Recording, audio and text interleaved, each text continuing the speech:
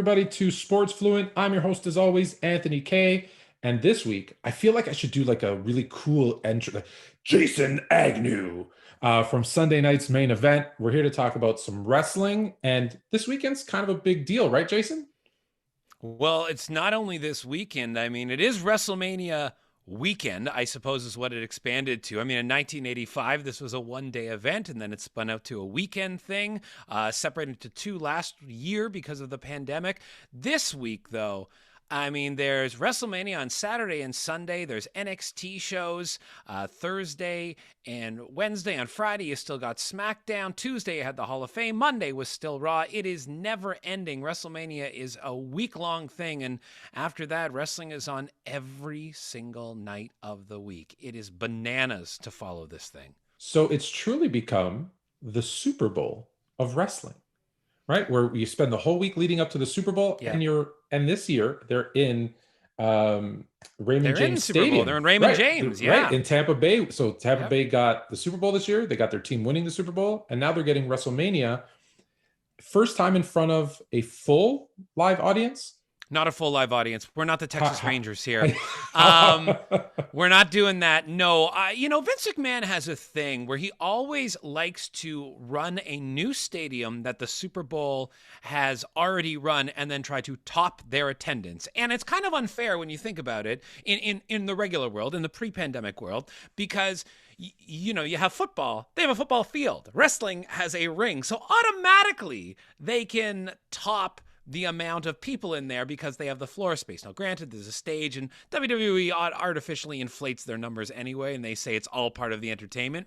So this year, it looks like they're at about 25,000 people per night in Raymond James Stadium. So still spacing in place. They've sold tickets in pods, and that's the way they look to be doing things.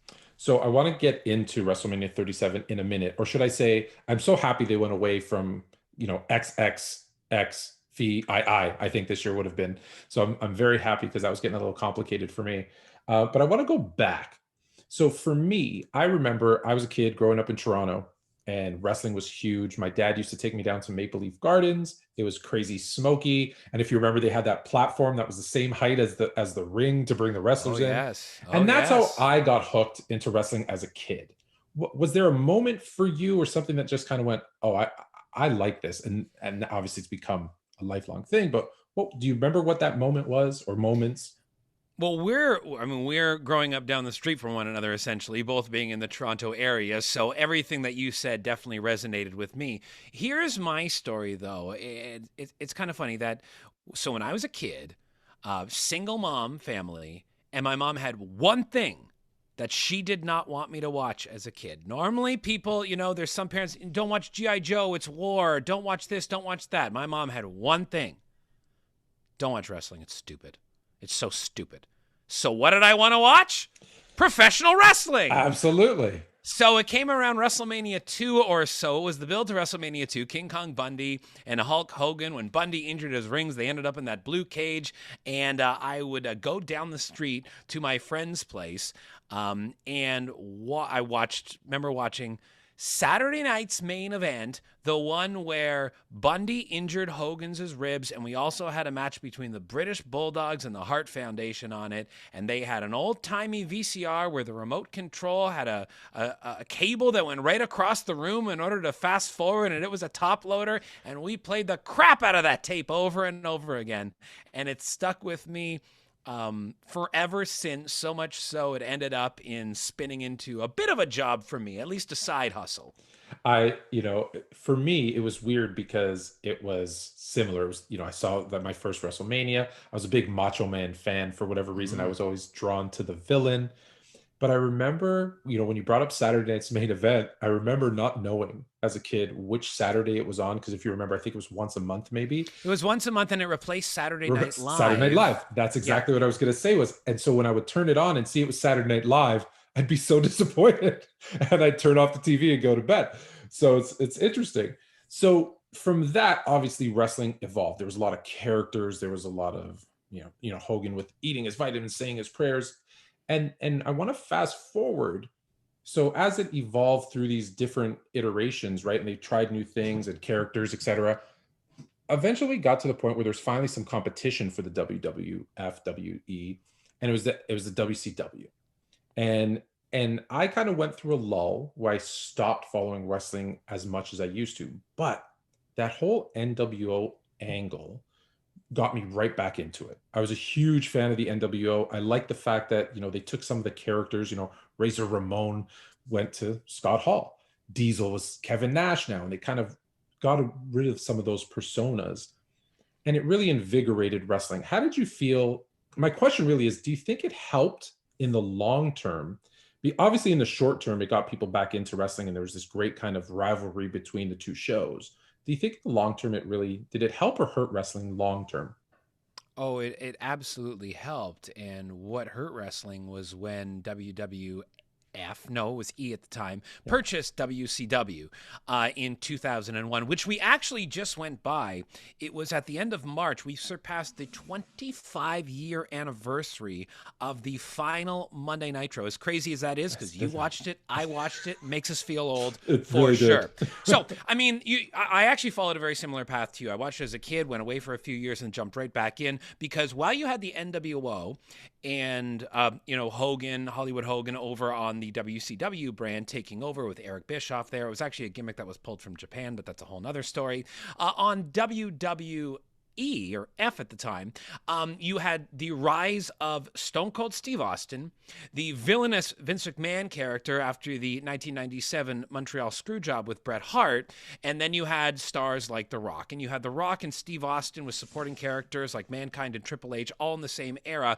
And you had intense competition. You were able to flip, well, we weren't in Canada, but Americans were able to flip channels going back and forth with these two things running on Monday night. It was incredibly, incredibly exciting until WCW really went off the rails, and they got into partying. Guys went there to just make the money and then sit around a lot. They did guaranteed contracts, and it fell apart. And we all knew, I mean, everyone who followed wrestling knew that when WCW went out of business, when there was no competition, like any business, if there's no competition, then you can slack a little bit. Competition only makes the product better. So when WWF bought WCW, it was like, well, now what do we do? And there was definitely a slip and a lull, and the excitement is gone. And it's actually not been since that time to the past 2 years with the start of AEW, which is a promotion run by Tony Khan, who you may very well know that name, related to the Jacksonville Jaguars, and his father owning that, jumped into the wrestling game with the support of guys like Cody Rhodes, the Young Bucks, and Kenny Omega, and started a new promotion. And listen, these guys are the real deal. They are a force to be reckoned with. They got on TBS. We haven't seen anyone on TBS since WCW was there. Right. It's made wrestling exciting again, despite a pandemic. It's made wrestling exciting again. Well, so I'm going to get to the pandemic in a second, obviously, but that was why I asked the question if you felt like it helped or hurt, because it kind of came to this crescendo where, like I said, there was these characters, and to your point, The Rock, Triple H, Stone Cold were just like, they're these guys in black tights, right? The character of these flamboyant outfits and stuff went away, and then there was this huge spike, and then I felt like there was a little lull. But it seems lately, so it sounds like AEW is part of that, there's been a renaissance, right? I hear more and more, and maybe it's because of my kids, or I don't know, more and more wrestling being talked about, and so it looks like it's come back. So that's why I'd asked if you felt like it kind of hurt it in the term after that. Yeah, I don't necessarily think the characters went away. The best characters are extensions of oneself, and wrestling exists in a microcosm of the society that it is in. Wrestling represents a microcosm of the society that is in. So if you look back, you have Hulk Hogan, who is the all-American in the 80s, defending against the evil foreign invaders or whatever big guy they had. But of course, the prime example to use is the Iron Sheik when the Iranian hostage crisis happened in the 80s. And they parodied that. Sergeant Slaughter, who became a turncoat and represented Iraq around WrestleMania 7 or so, right? So when that wears off, when the people like us, our age, didn't care for that style anymore. Right. What did we become? We went from kids to students to people working, probably entry level jobs, though. Entry level jobs where, man, we could do this job better than our boss. We don't like our bosses. Vince McMahon took advantage of that, became the evil boss, reinvigorated the audience that he had in the 80s, who were now in their early 20s, in the early 2000s, and created a character called Stone Cold Steve Austin, who is a redneck from Texas. He is the blue collar everyman who wants to kick his boss's ass and actually has the ability to do so. So once again, you're representing the people that are watching. So what's happening now is, I think at this point, you're looking at trying to get that audience who watched as 20 somethings 20, 25 years ago, who now have kids, and let's try to get them back, but let's bring their kids along as well somehow. And this is still very much in the works to get a new generation on board, but I think that is the MO that is happening here. And if you look at WrestleMania this year, I mean, they have made strides to go after a younger demographic with the celebrities that they're using, because they've grabbed Logan Paul and they've grabbed Bad Bunny. Not really traditional celebrities for wrestling to go after. Normally it's the Shaqs or the Lawrence Taylors or something like that. Dennis Rodman's, Dennis Rodman's, Mike Tyson. Yeah. Mike Tyson's actually going to be on AEW this week. So AEW is looking at the old school thing. He's already tried to do a program with Jericho there, and he's showing up this week as well. Anyhow, but you're right. Those are the traditional celebrities, and you're seeing WWE try something different because they're very strong in the 50-plus age demographic. But, hey, for longevity, you got to figure out what the kids want, if not the teens, if not at least the 20s. Yeah, and with, I think with the Logan Paul thing, right? Big YouTuber, he's we've been seeing his kind of celebrity matches. It makes sense. And you got to be, love or hate Vince McMahon, you have to be impressed with his ability to really change with the times and give almost like a new product every 10 years or so. So you got to give him credit there. You do a show, Sunday Night's Main Event, where you talk about obviously wrestling every Sunday night.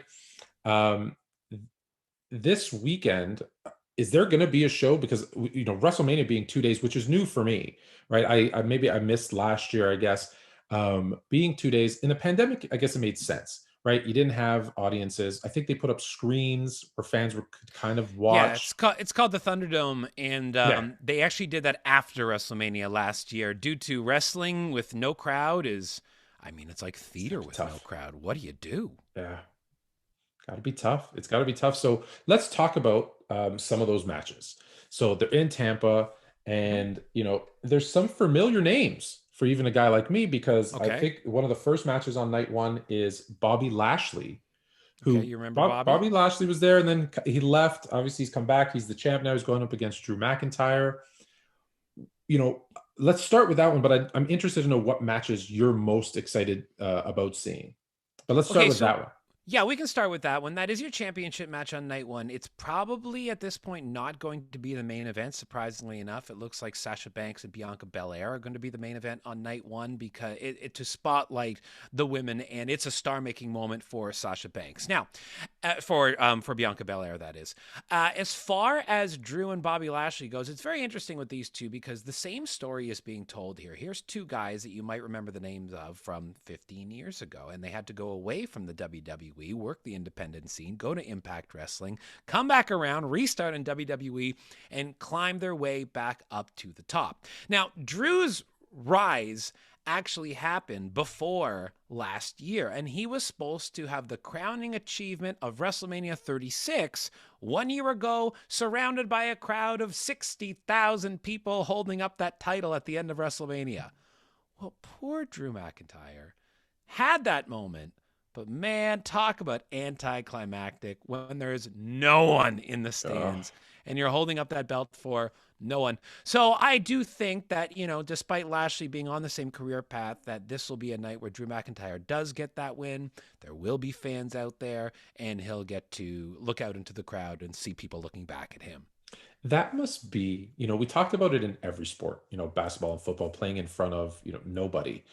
And it's so much different for wrestling, I feel. Yeah. Because if you look at some of the greatest wrestlers, they also were great on the mic. They were great with the crowd. There was that interaction more so than any other sport. I'm not saying it's home court advantage in basketball isn't a thing. It is. But like I remember back to, I'm screaming at my TV, what? At Stone Cold Steve Austin. Like you Sure. get really involved. And I think it changes the dynamic. And I think I watched one of the first events last year that wasn't in front of a crowd. And I remember thinking, this is really eerie because I don't think Mhm. they actually had the Thunderdome thing yet. It was just an No. empty thing. And I was like, this is really weird. Like you heard every mat drop, which maybe that was a good thing, but it was eerie to watch. I felt like I was watching them rehearse or practice, whatever, and which was odd for me. You brought up Sasha Banks and Bianca Belair. Women's wrestling has really kind of skyrocketed as well. Was it the push? Is it just the athletes are better? Where how does that kind of come back into the forefront?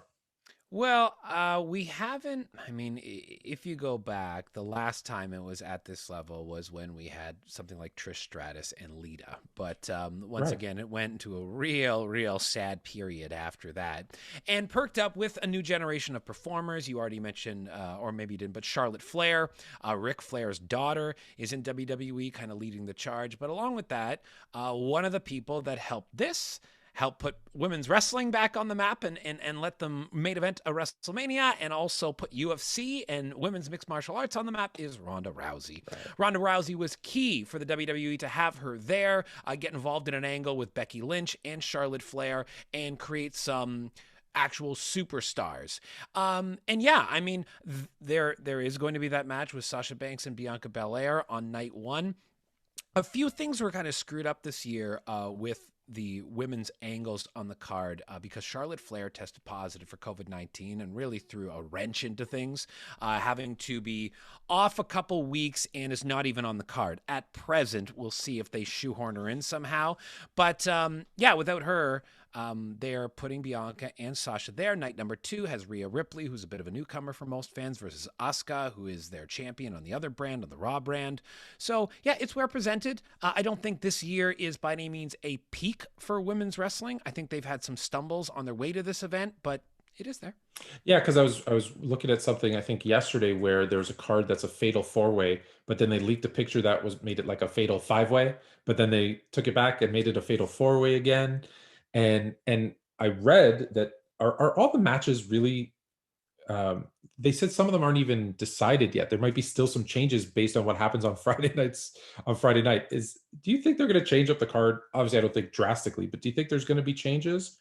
And could Well, it and could is always card subject to change at the bottom of every WrestleMania, card that you see that you have printed. You talked about Maple Leaf Gardens when you used to get that sheet in the program at the bottom, card subject to change. They made a switch on Monday night, but I think it was always in the works where Mike Mazan and The Miz was supposed to be facing off against Bad Bunny, and now they're making it a tag team where Bad Bunny is pairing up with Damian Priest to face The Miz and John Morrison. And that makes sense. When you put a celebrity into a match, you want them to be supported by 3 active wrestlers at their right. side as opposed to just being one-on-one. It makes a hell of a difference. It's a much better decision for the celebrity involved and for the people watching. So listen, things could change, but I think ultimately anything that is important on the card is set in place right now. Even though a lot of these matches feel a little bit rushed, especially your main one for SmackDown, which is the 3-way between Edge, Reigns, and Bryan. That one's been in place for about 3 weeks now, which is still actually very short, but that one is there. The only thing the card's subject to change this year really does apply to, and we've seen it in every sport, is a positive COVID-19 test Right. and an outbreak. That was going to be my And next question. Yeah. WWE had it a couple weeks ago with their NXT brand. The shows were completely rewritten. I already mentioned Charlotte Flair was off the card. Maybe 3 months ago, Drew McIntyre tested positive, so he had to be pulled off. The difference with WWE is only in very rare cases have they revealed who has tested positive. They did it with Charlotte, and I think that their hand was forced to do it with Drew McIntyre. But normally, you just don't see someone for 2 or 3 weeks on television. All of a sudden, they pop back in. We've seen that many, many times. Yeah, because I guess I don't want to say easier to kind of write them out, or there's always an injury angle. There can be at home. You've seen those kind of promo things that they can do. From your perspective, is there a match or two that you're most excited to kind of see this weekend? It really is the main event that I was Yeah. just speaking of. So Roman Reigns, Edge, and Daniel Bryan is an interesting dynamic because we don't necessarily know who's going to win. Yes, everything's predetermined. I'm sure someone knows who's going to win, but Vince McMahon does change his mind a lot. And if you look at the storyline with these three individuals, there's reasons for each one of them to win. I mean, we're both sitting here in the Greater Toronto area. Edge is from Orangeville. You know, here's a guy who 7 years ago was at WrestleMania, wrestled, had to go on Raw the next night and retire because his neck was so messed up. 7 years later, he battles back. He makes a triumphant return in the Royal Rumble, has a great showing, and then is in a feud with Randy Orton, rips up his tricep. He's got to be out another year. He comes back again. He's taken on Roman Reigns at WrestleMania, wins the Royal Rumble to do that. And they're not telling that story as him being a babyface at this point. They for some reason spun him into being, you know, a heel, which is very strange to me, but there's all the reasons for him to win. Roman Reigns is someone that fought cancer, and came back from that, and then came back, and everyone, initially he was a babyface and everyone loved him, and then they flipped him into a heel, and he's playing this great Godfather style character now. And WWE wants to keep him strong because down the line, he's probably got Brock Lesnar in his future, and the end game here is The Rock, his cousin, Dwayne Johnson, and him main eventing a WrestleMania, whether that be next year or whether it be the year after. That's the end game. All the reason to have him win, keep him strong. Daniel Bryan made his way back from concussions. He was forced to retire. He is back now. He is presented as the babyface in this match, and ultimately, WWE always likes to have their second night, or their main event of WrestleMania, now their second night, end with a baby face winning. And Daniel Bryan has this thing that he does called the yes chant, where the whole crowd just chants yes, yes, yes. Doesn't WWE want to end that night with close their the show out with everybody chanting screaming yes? Yeah. There's reasons for all three to win. So therefore, that is, you can see two guys go in there and wrestle and perform well, but it's when you engage fans with a storyline that is really what gets, wrestling fans thinking and gets their blood flowing and gets them wanting to watch that match. So that one is my top choice. I remember when I first found out that the ends were predetermined, and people would ask me, why do you still watch it? And I would always tell them, it's the storylines. Like, Oh, yeah. the matches are fun to watch because, I don't think people give enough credit to the athletes. There's these big, huge guys flying around a ring and getting hurt legitimately, like to your point with Edge. And they don't give them enough credit there. And I said, look, it's great to watch the matches, but the storylines always, again, I'm talking about when you had The Rock and Stone Cold on the mic. It was great. Or Chris Jericho, like just their mic presence was the part that just always got me, just kept me involved, which I thought was fantastic. You'd mentioned, and we're going to end on this part because you'd mentioned it, and I wouldn't be a good Canadian kid if I didn't get your opinion on the Montreal Screwjob. You mentioned it a little bit earlier. I remember it happening. There's always something. There's moments. There's maybe a dozen or a half a dozen moments that I remember in my life going, "Oh, that was real. Oh, that was real." Watching a wrestling, and that was one of those moments where I was like, "Oh, that was real." You don't spit in someone's face, like that. What were you thinking then? Was it, how much have you uncovered about what actually happened? I mean, I've done a documentary on Bret Hart. I actually produced a documentary. So, it was real. But never say never in wrestling. He did go back. It was at a time where the championship belt meant so much. Bret is such a purist. And it was a screw job. And then Bret went to WCW, and they had him just gift wrapped and didn't know what to do with him, didn't know how to use him, failed miserably. Then Bret got kicked in the head twice by Goldberg, had massive concussion issues, fell off his bike in Calgary, had a stroke. Like, the man has had a real rough go after that. To people that say that was choreographed and that was fake, no, I do not believe that is the case. I do believe it was a screw job, and then those guys came together afterwards because, as I mentioned, in wrestling, there is a never say never is one of the key slogans in pro wrestling. Everyone seems to come back all over again. And so it's interesting because one of the things that I recall was that like there's a contract thing, right? Like if Brett was set to go to WCW the next day, correct me if I'm wrong, and they just didn't want him showing up with the belt, right? He couldn't show up there with the WWE belt, or as the Um, champ, could he? No. So there, I mean, there was a lot to it. They had a situation where a woman named Alundra, well, not named that, but she was a character named Alundra Blaze on WWE. She was a champion in WWF, I guess, at the time. And then showed up. She was also Medusa Michelli. Her contract expired in WWE. She went over to WCW, brought the women's title, dropped it in a garbage can. And I guess Vince had that thought. But I mean, that wasn't going to happen. Brett didn't want to lose in Canada. He put a whole bunch of different scenarios in front of Vince to lose the title at other times and other places, but just not in Canada. Yeah. And that was unacceptable to Vince.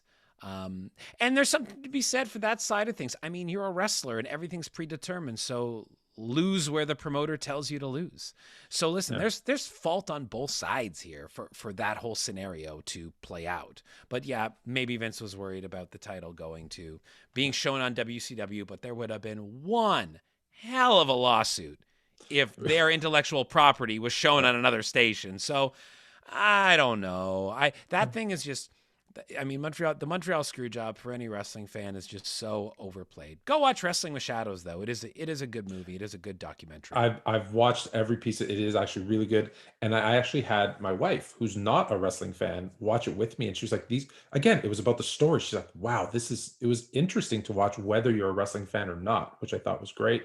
Last thing, how do you feel? You'd mentioned Roman Reigns kind of building up to that match against his cousin, nephew, or uncle, whatever you said. The Rock was his cousin. Yeah. Yeah. How do you feel about, or how do wrestlers feel about these guys like The Rock, or sometimes Brock Lesnar, where they're out, doing other things? Like obviously The Rock has become a huge celebrity outside of wrestling, and then just kind of popping back in and then popping back out again. So, from what I know, some people would say there's discontent by individuals on the roster because it's like, oh, you're taking my spot. But the fact of the matter is, the more eyes on the product, the better. And there is simply no one out there. I think you can put a period at the end of that sentence. No one out there that can draw more eyeballs to pro wrestling than The Rock. And I say that because he's the biggest thing in Hollywood. He also has a history of professional wrestling. So, and he'll be engaged with what he's doing. Whereas some celebrities show up and are just like, oh, I'm here, I'm going to mess around. I don't really care about this. But The Rock is into it. And if he's going to do another match, it will be one of the biggest matches in history for him coming back again. He did it a few years ago with John Cena. But it's getting a lot harder for him to do that. What happened in I think it was the second match with John Cena, he hurt himself pretty bad. I can't remember the exact injury, but it really screwed up the filming for Hercules. Oh, okay. So if he has anything that is going on movie-wise and he hasn't blocked off time for a potential recovery, then the insurance will no longer cover him and going to do a wrestling match. But I think he wants to. And listen, that's his blood, right? I mean, he wants to help his cousin get over and be that, superstar and transfer that star power over. So I really do think that match will happen. They just got to get it in before Dwayne gets too old to do it, and before he makes his way to being president. You caught me off guard. I was gonna say he could go to his 70s like Ric Flair did, but maybe president. That's maybe not a bad thing. Hey, listen, that's what he's teasing with his Young Rock show, right? I mean, it's him being interviewed for a presidential run. And I don't put it past him. I mean, the guy he's one of those people that you look at, and I mean, most of us should really despise this guy because he's got everything, but he's also just so damn lovable. He really just seems like such a good person. I want to hate him, and I keep watching him going, I kind of like, he makes me laugh. I get involved. I was like, yeah, I like him. I get it. Too handsome to be that damn funny. Right? Yeah. I see him and I'm like, man, I think I'm a couple years younger and he's in much better shape than I am. My goodness. I follow on Instagram and it's depressing. Yeah, exactly. I'm with you there. But hey, listen, you say it as a presidential run and people might think you're crazy, but Ronald Reagan was an actor. Donald Yeah, Ronald Trump, Reagan was an right? actor. Donald Trump Trump was, was ridiculous. Jesse Ventura is your example of pro wrestling going yeah. to become a governor. Kane, Glenn Jacobs, who played the character of Kane, is the mayor of Knoxville County. So it is something we've seen on, a slightly lesser scale. Though, I mean, being a governor, that's That's something. pretty big. Oh no, I remember Um, that. Part of it is just going to be, and I guess Trump set what can happen with having no political background and somehow becoming president. So, listen, hey, what did I say about wrestling? There's a phrase, and it's never say never. And I think that really applies to The Rock in politics as well. Because let's face it, it's a popularity contest. And as we both just said, he is the most charismatic person, perhaps on planet Earth. So, and he also does a great impression of Barack Obama as well, as we've seen him play The Rock Obama on SNL a few years ago. So, That's right. That's right. boom, is a bigger version of the Barack. He said he could do that impression for 4 or 8 years. Unfortunately, he won't be able to get our votes because I can't No, vote in the US, and I don't think you can either. no. Where can we find? I know Sunday night's main event is on TSN Radio, but also you have your website. Can you tell us where we can find you and the millions of things you do? Because it's not just Yeah. this, obviously. No, so for all the wrestling coverage, visit us at sundaynightsmainevent.com. And if you enjoy what you're hearing of me talking about wrestling, yeah, we do have a weekly show that we put up there for free, but then we do a deep dive. We have shows each and every day on our Patreon. It's $1 a week, and it's patreon.com/SNME radio. And there's a show up there each and every day. And a fun one that is really going to cross over into pop culture that's going up on Friday is going to be a chat that I had with a bunch of lifelong wrestling fans that still love it today. Andrew Fung from Kim's Convenience, Carlos Bustamante, the host of ET Canada, and K. Trevor Wilson, who plays Squirrely Dan on Letterkenny. All of them pals of mine from the entertainment scene, because I work in comedy as well, and we just sit around like we were at a bar and just shoot the shit about pro wrestling and how there is this strange bond when you're in a room with people and you happen to be a wrestling fan and find out someone else is a wrestling fan. Then you take a deep dive into how much of a wrestling fan are you? And then you start talking New Japan and ECW and tape trading and you find out.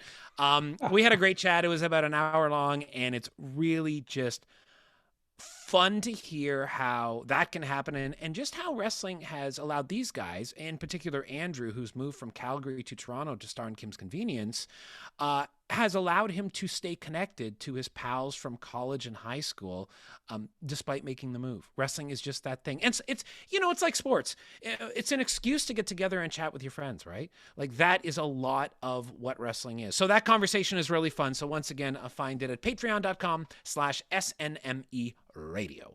Perfect. It's funny that you mentioned that because I had a friend for about 20 years, and the only time we saw each other was when he came over to my place to watch Monday Night Raw. That was our thing. There He you came, go. came over Monday night. We watched a couple hours, and it was like, all right, see you later. And I don't think we ever talked any other time except during those couple of hours every Monday. So it happens. It's an excuse. It's a excuse. guy It's great. bonding excuse. Absolutely.